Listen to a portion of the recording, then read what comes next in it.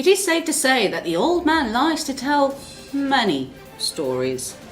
Trust me, I know. I've heard all of them. However, I'm never sure if he's telling the truth or not. Here is another story, all the way from Canada.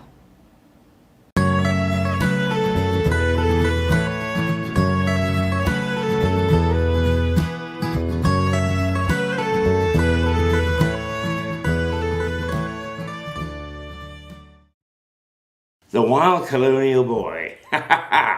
Well, I disappeared to Canada when I was 18, and what an adventure I had over there. Oh, I've had lots of adventures in my life, and as I tell more stories, some of them will be set in Northern Ireland, some in the Balkans, some in Russia, some in Africa, many different stories, some sad, some funny, some interesting, I think. But while I was in Canada, I used to earn a few bob after I became a journalist, because in those days, even there, and it wasn't anywhere near as bad as it was here in the 70s, you needed to have a union ticket to read the news.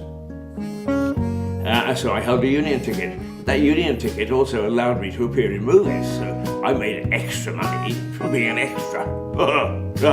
That's jolly good fun. You rub shoulders with the stars. They have no clue who you are, and they're very polite, most of them, but they say yes, no, whatever. But generally speaking, is they don't care, and why should they? They don't give a hoot. But it is good fun, and I mean, I was making $80 for an extra there, and when I did the same thing in Belfast, I got £80. So £80 is about $110 or so. Not a fortune, but enough to go and have a few drinks, and it was absolutely marvellous, terrific money. One movie that I was asked to be an extra in was Carnal Knowledge with Anne Margaret. Isn't that boy? It was the first supposedly daring film to do with sex. Oh, no, it wasn't pornographic. But we had to appear at parties and so on and so forth. So the shots were taken. I think I was on that particular film for about 2 days. And it's a good experience, it's a great experience. I would never have not wanted to do it. But the shooting finished, and I think I was supposed to appear at a cocktail party and again walking along the street or whatever. I can't really remember exactly the scenes. But none of them were pornographic, I can tell you that. A few years later, not too many years later, I was working in Belfast, and a new director came. And I looked and I knew his face. And as you often do, you start to search together. Where have we met? And we tried to think in the UK and so on and so forth. And then he suddenly said, because I was a director at CBC in Vancouver, I said, I was worked for the CBC in Vancouver, who did you work for? And we went down that route, and eventually we discovered that there were people jointly that we knew, and that we'd started to do movies, and he'd been an extra. And he said, I loved it because I made all this extra money. And I said, which film were you in? And he said, I appeared in Carnal Knowledge. I couldn't resist the line. I said, there it is, John. I didn't recognize you with your clothes on. Well, you don't get a chance to deliver lines like that very often. But anyway, the story continues because, embarrassingly, I found myself in Maine. And I had got used to using this little story as an after-dinner tale, which I did. And there were half a dozen well-meaning Americans, very nice people in the group, and they said, you were in Carnal Knowledge? And I proudly said, yes. Later in the day, I got a phone call to say, you've been invited to a cocktail party tonight, and somebody has found a copy of Carnal Knowledge. We can all watch it together. So indeed we did, and the movie went on and on and on, and it ended no sight of me or of John, my pal. We'd ended up on the cutting room floor. So our great appearance in the first sexy movie to come onto the big screen was a disaster. Not only were we left on the cutting room floor, but after boasting about it, I had to sit through and uncomfortably say, oh dear, oh, they must have cut the scenes. It sounded as if I was telling absolute porkies. Well, I'm not. I appeared in Carnal Knowledge. On the video version anyway, I lay, not naked, on the cutting room floor. And unfortunately, that's where I will remain, because I don't think the television version will show any of the scenes that I was in. My stardom from that has ended. It's dried up. It ain't there anymore. But just to finish this little story about appearing in films and so on is what happened, particularly being in front of camera in any area, particularly in Vancouver, and I suppose perhaps a little bit with the gloss of being a semi-film star. I was out at Exhibition Park one night, which was the racecourse. And because our radio station broadcast the races, I was able to have a box. And I sat in the box and started to enjoy the evening.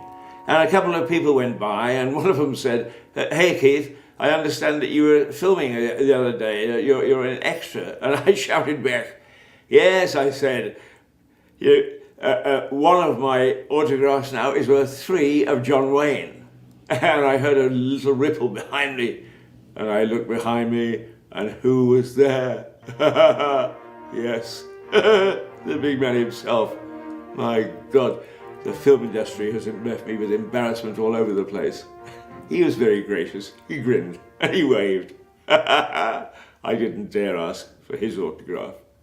But being a film extra has its benefits when you look at the bank account. Till my next tall tale, toodlepip. Carnal Knowledge. Jack Nicholson, Anne Margaret, Art Garfunkel, and Candace Bergen in Mike Nichols' Carnal Knowledge. Now its time has come.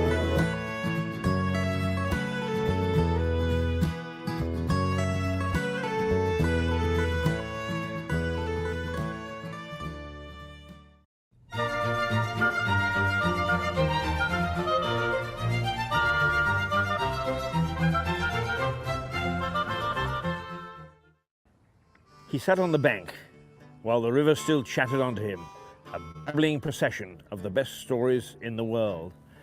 That was the excitement that Mole experienced in the story Wind in the Willows. And indeed, rivers large and small everywhere all have many stories to tell. The River Ouse that flows through Lewes is no different. In fact, for much of the town's history, it has played an important part. Today, the river carries nothing but pleasure craft.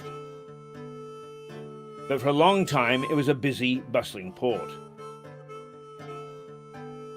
About a mile upstream from here is the village of Hamsey.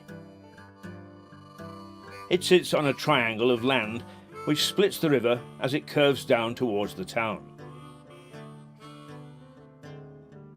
Hamsey is barely a village today. A few houses with the 13th century church standing in splendid isolation. But Hamsey was a Saxon port in the pre-Norman era. Historians estimate that over 1,000 people lived here, populating a port that saw ships sail up the Ouse to trade goods. There is no doubt that the Normans had a bit to do with its demise. The area was handed over to a Norman lord. But the community was attacked by an enemy it couldn't stop. An army of rats, which disembarked from one of the visiting ships, went ashore and infected the village with bubonic plague. The Black Death. The disease devastated Hamsey. And while there is no historic evidence, legend has it that the residents barricaded themselves in to prevent unaffected people coming in and diseased people getting out. Eventually, they starved to death. Named after the black rats which carried the plague, the Black Death killed over half the population in Britain between 1348 and 1349. The survivors founded another village off Ham, the modern thriving village of Opham. The plague attacked Lewes several times over the following centuries, each time causing significant loss of life. So death continued to stalk Lewes, bringing tragedy to the high street in rather greater measure than other UK high streets. Hamsey gone, but Lewes as a port flourished. Ships and barges plied their trade up and down the Ouse, creating an exciting and bustling waterway. Many of these buildings, which stand on an extension of the high street in an area called Cliff, are built with old ship's timbers. Where Argos now stands was a sailor's pub called the Bear, built as a brewery in 1787, and it succumbed to the carelessness of revelry and burned down in 1918. This quiet domestic street, which runs for a short distance parallel to the Ouse, was the sailors' playground, and history relates that there were more than a dozen brothels successfully operating.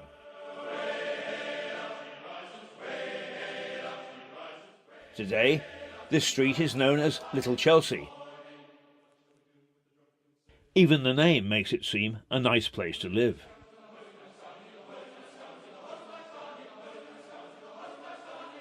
The rather small abodes have found favour with many modern Lewesians and are now favoured homes.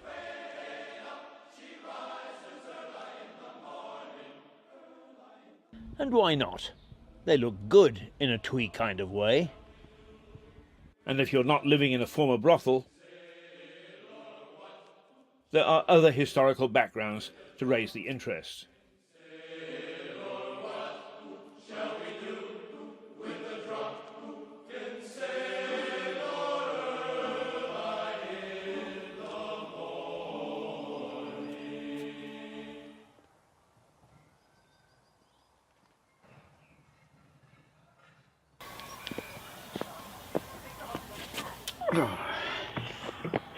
All this talk of pubs and trading around town, it saps my energy.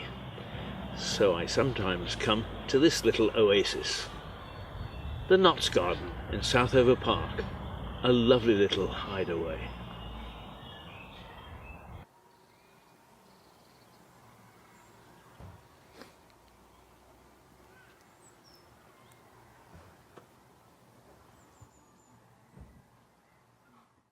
Back to the High Street, or at least its extension into the cliff area of Lewes.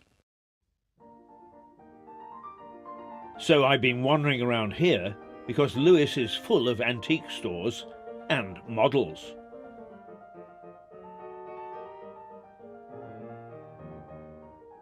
As I mentioned, go inside some of these shops and you'll find that they're supported by old ship's timbers.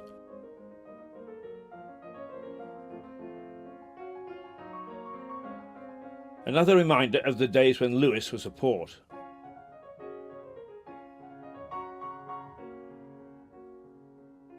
All this talk of water has made me thirsty.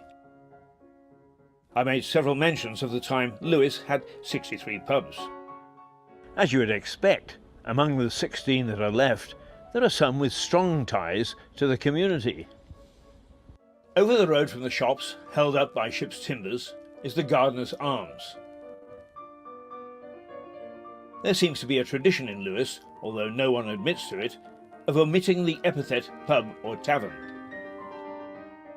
This pub is called by locals simply the Gardener's. And the Gardener's it was. The origins of this pub go back to when it was an ordinary house, owned by a gardener. Often, after work, he would invite other gardeners into his front room for a drink. Eventually, it made sense to formalize the ritual. So it turned into a pub. The Gardener's is a true pub. Unusual now, it only serves pork pies and sausage rolls. Yet each year it's in the top tier of finalists for Pub of the Year. Magnificent. Back to the Street of 1,000 Brothels. Well, perhaps not 1,000, but a few anyway. There's a pub called the Snowdrop. Nice pub, they tell me. Interesting for its name and where it stands. This is the site of England's deadliest avalanche.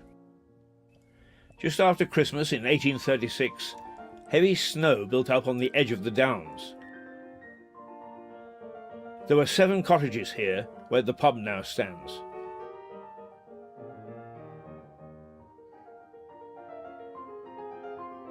Despite warnings, the people living there went about their business, totally unconcerned about the snow. Then whoosh, down it came, demolishing 7 cottages and taking the lives of 8 people.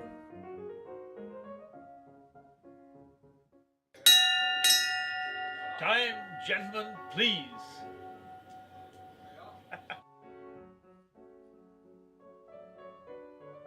Not heard now, but the admonishment of past landlords that it was time to quit drinking should have been heeded by the cottagers. A disaster both for the country and the town.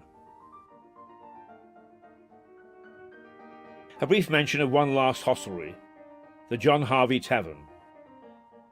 Named after the founder of a local brewery, the one of 16 to survive to the modern day, Harvey's has been around since at least 1790.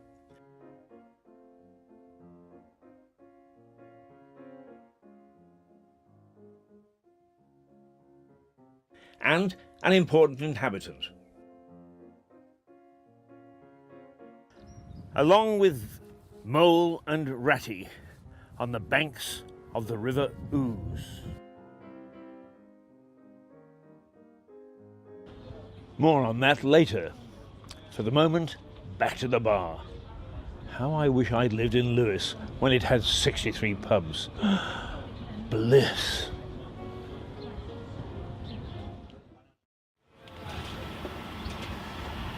You might think, from the pubs I've been into, that Lewes is a drinking town. The town constable in the late 1800s didn't think so. The town constable in 1890 didn't want it to be.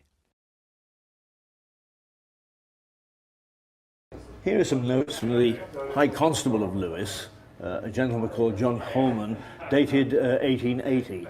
Sunday, the 10th of October, visited all the public houses during morning service.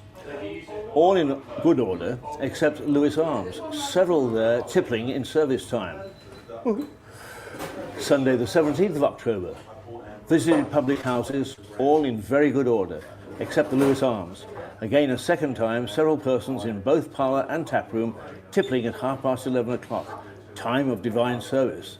Gave the landlord a caution. Sunday, the 14th of November, visited public houses as usual, witnessed very great indecency in the person of George W. Several persons were tippling during divine service, and on our approach to do our duty, they were permitted to hide themselves upstairs in the pub. This was the 3rd or 4th offence of the same kind. Wow, bit different today. But beer is very close to the hearts of this Sussex town, because it's one of the main employers and industries. Earlier, I mentioned the John Harvey Tavern. John Harvey started his brewery on the banks of the River Ouse in 1790. He was one of the 16 that flourished here at one time. Now, with just the odd microbrewery popping up here and there, it's the only one. The brewery is close to the hearts of the community. The pubs it owns have in the main remained traditional, while its method of delivery has most definitely remained in the past. Miles Jenner is the chief brewer, and his range of beers reflects the activities of the local community.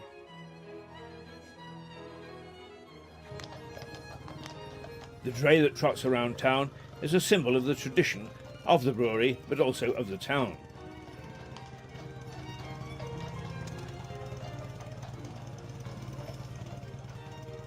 The beer maker turns out beers named after local events: Firecracker, Tom Paine, Bonfire Boy, and Lewes Castle.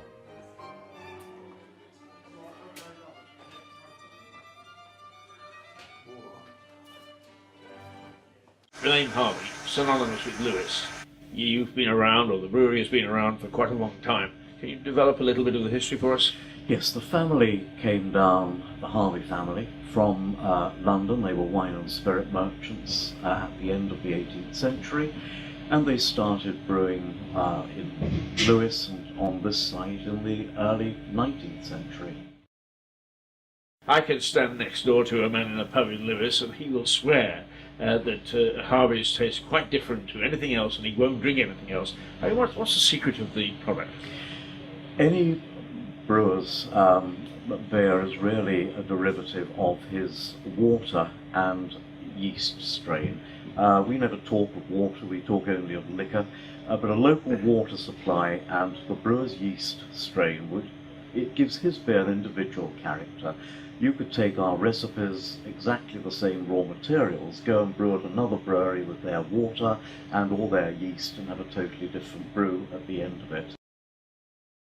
Talking of water, and you mentioned that the barges came up the Lewes. How important was that to the brewery in the past? Well, I think it was very important. It was, a fundamental form of communication, and if you were bringing a fair few tons of barley upstream, then it was a very sensible way of delivering. But just as industry sent stuff out to the river, so the river sent stuff back to them, and it wasn't unusual to brew with river water around your feet. And the last big flood we had in 2000, we were 6 foot deep in river water. We got our product together very well, we had a good reputation, the brewery was re-equipped, and we were producing a beer which became very much identified with the local community and was dear to their hearts. The fact the building is actually known as Lewes Cathedral tells you something about the way that Harvey's is viewed in Lewes. The brewery flourished, but Lewes as a port rapidly declined. The familiar barges that had plied the River Ouse in the early 19th century carried loads of clay to the town. But the clay was used to build the beds for railway lines, and the death knell for river traffic sounded. The ships had consigned themselves to history. The first train to run from Lewes was in 1846.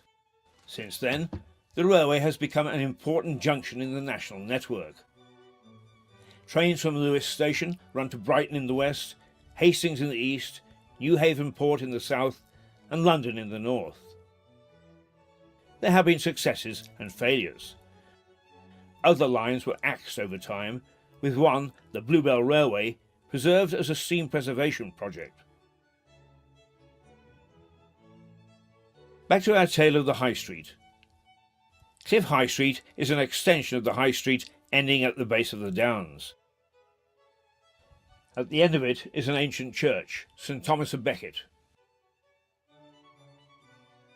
The Black Death wasn't the only medieval disease to strike Lewes. Leprosy was rife. This infectious and unsightly blight is first recorded in Lewes in soldiers who took part in the Battle of Lewes. It seems that the monks of the priory tended leprous people in 2 hospitals. Of the larger hospital, St. Nicholas, little remains, but the smaller hospital of St. James also treated lepers.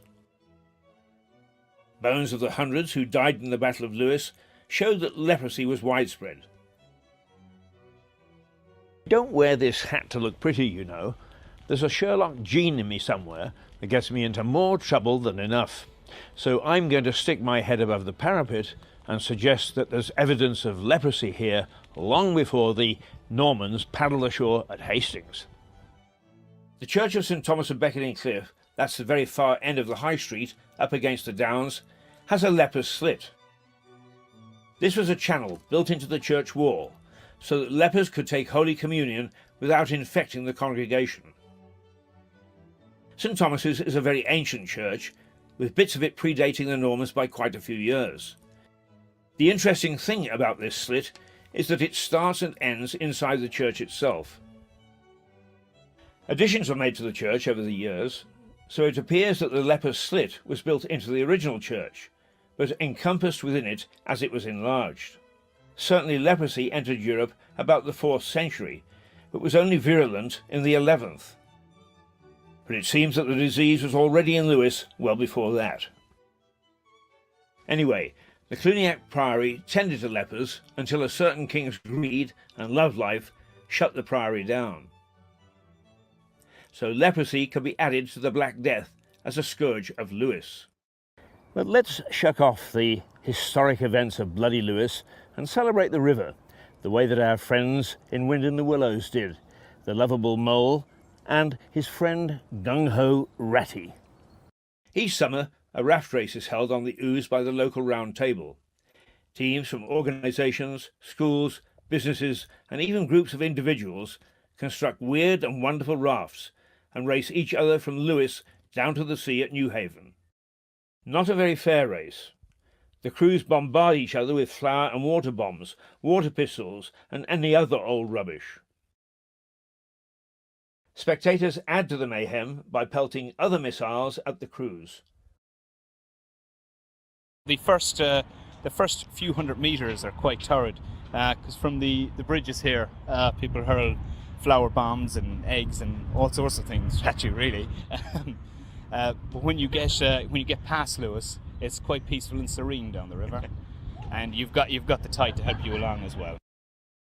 Last year the theme was the Rio Olympics, so again it was quite open to interpretation. You could just take Brazilian culture or, of course, the Olympics.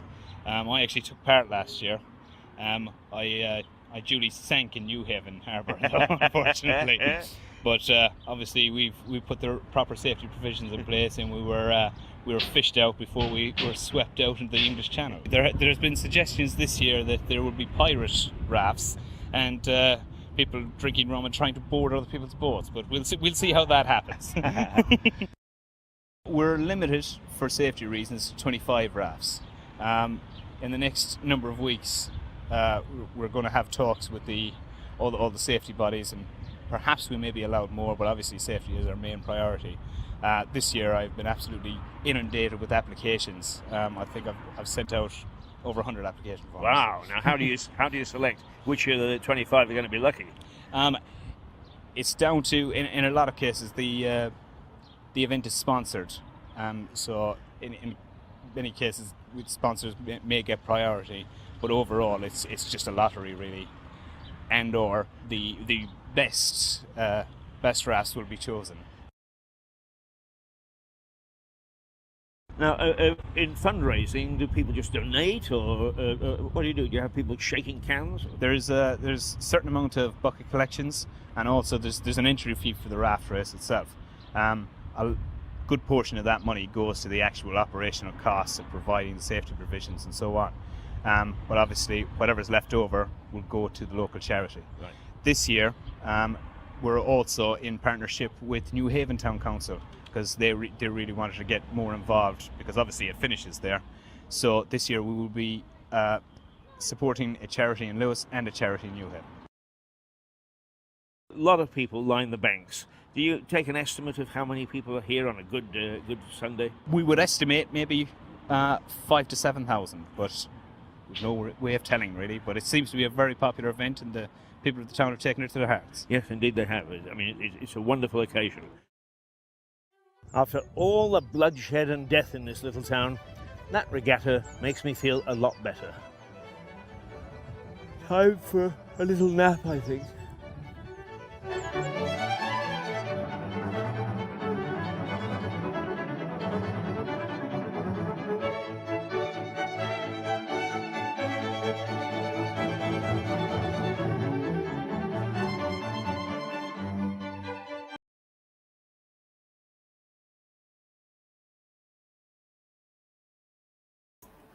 We are the little shot through a little bit about our town. and about some of the things that I got up to as a citizen of this town. Anyway, we'll be back tomorrow, and this our new way of doing things is in 3 parts. Make it easier for you, I think, and whether it'll make it easier for me or us, I have no idea. But anyway, we hope that all is well, and we see you again tomorrow. Enjoy this unreasonably clement weather. 11 degrees. Wow. It was at the end of the summer. Right, till tomorrow. Toodle pip.